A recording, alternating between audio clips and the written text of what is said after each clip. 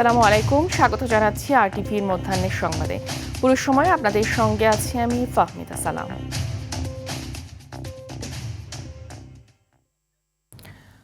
উচ্চশিক্ষা ব্যবস্থার সময়োপযোগী করতে ইন্টার্নশিপ ও ইন্ডাস্ট্রিয়াল একাডেমির সহযোগিতা বৃদ্ধির চেষ্টা করছে বর্তমান সরকার, এমনটা জানিয়েছেন প্রধানমন্ত্রী তারেক রহমান। সকালে ঢাকা বিশ্ববিদ্যালয়ের নওয়াব আলী চৌধুরী সিনেট ভবনে বাংলাদেশ উচ্চশিক্ষা ব্যবস্থার উন্নয়ন ও টেকসই রূপান্তর নিয়ে ইউজিসির জাতীয় কর্মশালার উদ্বোধনী অনুষ্ঠানে তিনি এসব কথা বলেন। এ সময় প্রধানমন্ত্রী বলেন, প্রাথমিকভাবে বিভাগীয় শহরগুলোতে অবস্থিত বিশ্ববিদ্যালয়ের সঙ্গে স্থানীয় শিক্ষা ও ব্যবসা প্রতিষ্ঠানের সম্পর্কে স্থাপনের উদ্যোগ নিচ্ছে সরকার, যার ফলে শিক্ষার্থী অবস্থাতেই কর্মদক্ষতা অর্জন করবে শিক্ষার্থীরা।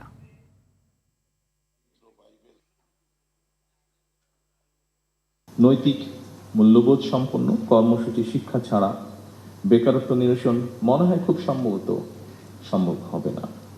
সময়োপযোগী শিক্ষা কারিকুলাম ছাড়াও বৈশ্বিক প্রতিযোগিতায় টিকে থাকা মনে হয় সম্ভব নয়। এই কারণেই বর্তমান সরকার একাডেমিক সিলেবাসকে সময়োপযোগী করার কাজ এর ভিতরেই হাতে নিয়েছে। উচ্চশিক্ষা ব্যবস্থাকে সময়োপযোগী করতে বর্তমান সরকার অ্যাপ্রেন্টিসশিপ, ইন্টার্নশিপ এবং ইন্ডাস্ট্রি একাডেমি এটার সহযোগিতা বাড়ানোর জন্য চেষ্টা বা উদ্যোগ গ্রহণ করছেন। প্রাথমিকভাবে বিভাগীয় শহরগুলোতে অবস্থিত বিশ্ববিদ্যালয়ের সঙ্গে স্থানীয় শিক্ষা ও ব্যবসা প্রতিষ্ঠানের সম্পর্ক স্থাপন করার এই কার্যক্রম শুরু করার উদ্যোগ সরকার নিচ্ছে।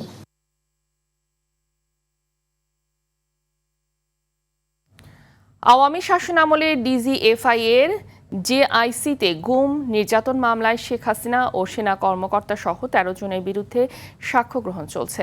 সোমবার জবানবন্দি দেয়া সাক্ষী গুমের শিকার সাবেক যুবদল নেতা ও ব্যবসায়ী নাজিম উদ্দিনকে আজ জেরা করবে আসামিপক্ষ।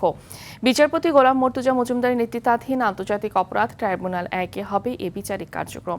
অন্যদিকে ট্রাইব্যুনাল ২-এ জুলাই গণ অভ্যুত্থানে কুষ্টিয়ার ৬ জনকে হত্যাসহ ৩ অভিযোগের মামলায় আওয়ামী লীগ নেতা মাহবুবুল আলম হানিফ সহ ৪ আসামির বিরুদ্ধে দ্বিতীয় দিনে যুক্তি উপস্থাপন করবে প্রসিকিউশন।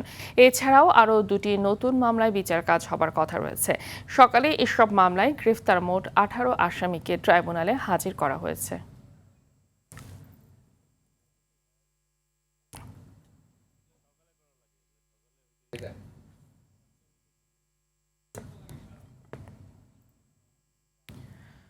কোরবানিকে সামনে রেখে পশু পরিচর্যায় ব্যস্ত সময় পার করছেন দেশের বিভিন্ন জেলার খামারিরা। ভোক্তাদের জন্য প্রস্তুত রেখেছেন বিভিন্ন আকারের গরু। খামারে এসে দেখে শুনে গরু সহ অন্যান্য পশু ক্রয় সহ দাম দর করছেন অনেকেই। তবে খাবারের দাম বৃদ্ধি সহ অন্যান্য পরিচর্যার খরচ বেড়ে যাওয়ায় দুশ্চিন্তায় রয়েছেন। অন্যদিকে দেশের কয়েক জায়গায় হাটে দালাল চক্র, জাল টাকা আর পকেটমারের ভয়ে সরাসরি খামারমুখী হচ্ছেন ক্রেতারা। আমদানি সহ অবৈধ পথে গরু আসা নিয়ে সজাগ থাকতে সরকার প্রতি আহ্বান জানিয়েছেন খামারিরা।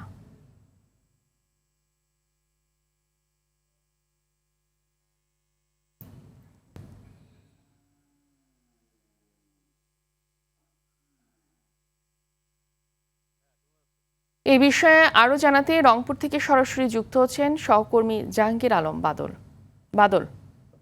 বাদল, পশুর ফার্মগুলোতে খামারিদের ব্যস্ততা কেমন দেখছেন, আর বাজারের দাম নিয়ে তারা কি বলছেন, বিস্তারিত জানাবেন। ফাহমিদা, আমি এখন রয়েছি রংপুর নগরীর মাহিগঞ্জের একটি বাণিজ্যিক খামারে। আমরা দেখেছি যে আসলে ঈদের দিন যতই ঘনিয়ে আসছে খামারিদের ব্যস্ততা কিন্তু ততটাই বেড়ে গিয়েছে।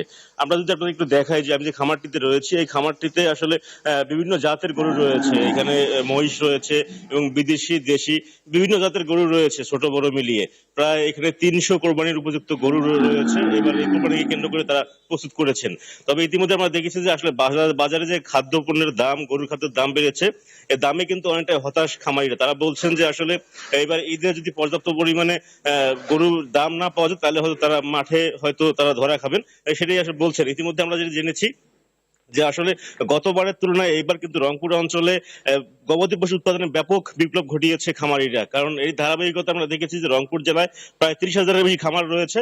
সেই খামারগুলোতে আমরা দেখেছি যে প্রায় ৪ লাখের মতো গরু প্রস্তুত করা হয়েছে কোরবানির জন্য। তার মধ্যে রংপুর জেলাতেই শুধু চাহিদা রয়েছে ২ লাখের বেশি। বাকি অনেক গরু, প্রায় 1.5 লাখের মতো গরু উদ্বৃত্ত রয়েছে, যেগুলো দেশের অন্যান্য জেলায় পাঠানো হবে বলে জানিয়েছেন খামারিরা সহ এখানকার যারা উৎপাদন করেছেন তারা। তবে আমরা ইতিমধ্যে লক্ষ্য করেছি যে আসলে দাম নিয়ে যে আসলে শঙ্কা রয়েছে সেটি আসলে অনেকটি কাটছে না, কারণ বড় বড় খামারিরা যারা রয়েছেন তারা আসলে কাটিয়ে উঠতে পারলেও ছোট ছোট খামারিরা কিন্তু শঙ্কায় রয়েছেন, কারণ অনেকে ঋণ করে খামার করেছেন এই কোরবানিকে কেন্দ্র করে। সব মিলিয়ে যে আসলে খামার প্রস্তুতি এবং খামারের যে আসলে ঈদ বাজার, সেটি ঘিরে ঘিরে কিন্তু খামারিদের মধ্যে একটা আতঙ্ক উৎকণ্ঠা বিরাজ করছে সব মিলিয়ে। তা আপাতত এই ছিল আমার কাছে রংপুরের খামার থেকে সর্বশেষ খবর। ফামিদা, ধন্যবাদ আপনাকে। বরেণ্য অভিনেতা নাট্যকার আতাউর রহমান মারা গেছেন। ইন্না লিল্লাহি ওয়া ইন্না ইলাইহি রাজিউন। রাজধানীর একটি হাসপাতালে চিকিৎসাধীন অবস্থায় গেল রাতে মারা যান তিনি। মগবাজারে জানাজা শেষে সর্বস্তরের মানুষের শ্রদ্ধা নিবেদনের জন্য আতাউর রহমানের মরদেহ বিকেলে কেন্দ্রীয় শহীদ মিনারে নেওয়া হবে। শ্রদ্ধার শেষে বনানী কবরস্থানে দাফন করা হবে। 1941 সালের 18 জুন নোয়াখালীতে জন্ম নেন বরেণ্য অভিনেতা আতাউর রহমান। দেশের সংস্কৃতি ও নাট্যাঙ্গনে বিশেষ অবদানের স্বীকৃতি স্বরূপ তাকে 2021 সালে স্বাধীনতা পদক দেয়া হয়। এছাড়াও তিনি 21শে পদক, শহীদ মুনীর চৌধুরী পুরস্কার সহ অসংখ্য পুরস্কার ও সম্মাননায় ভূষিত হয়েছেন।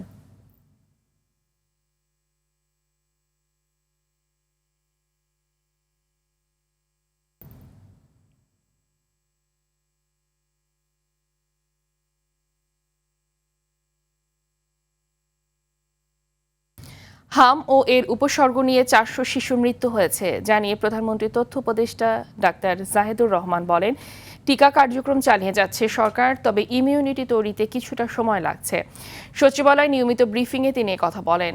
ঈদুল আজহাকে সামনে রেখে সড়কে শৃঙ্খলা ফেরাতে ও যাত্রা নির্বিঘ্ন করতে সড়ক পরিবহন মন্ত্রণালয় বেশ কিছু গুরুত্বপূর্ণ পদক্ষেপ নিচ্ছে। কয়েকদিনের মধ্যেই তা দৃশ্যমান হবে। হাম এবং হামের মতো উপসর্গে আমি জনগণের উদ্দেশ্যে একটা জিনিস বলতে চাই।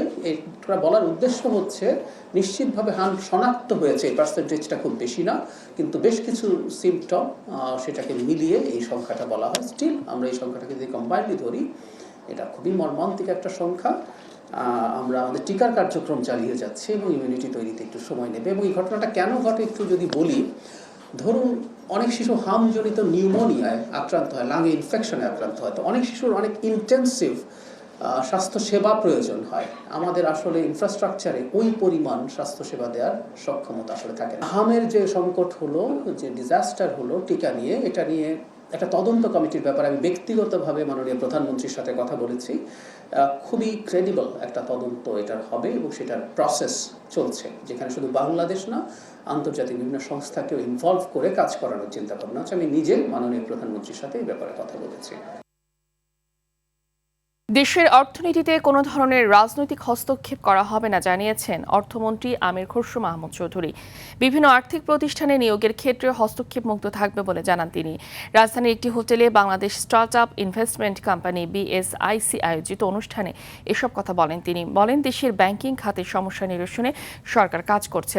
অনুষ্ঠানে দেশে 39টি বাণিজ্যিক ব্যাংক নিয়ে চালু হওয়া বাংলাদেশের প্রথম প্রাতিষ্ঠানিকভাবে পরিচালিত ভেঞ্চার ক্যাপিটাল প্ল্যাটফর্মের প্রথম ফান্ডের উদ্বোধন করা হয়। প্রায় 425 কোটি টাকা সমমূল্যের প্রায় 35 মিলিয়ন মার্কিন ডলার প্রতিশ্রুত মূলধন নিয়ে যাত্রা শুরু করলো এই প্ল্যাটফর্মের মাধ্যমে।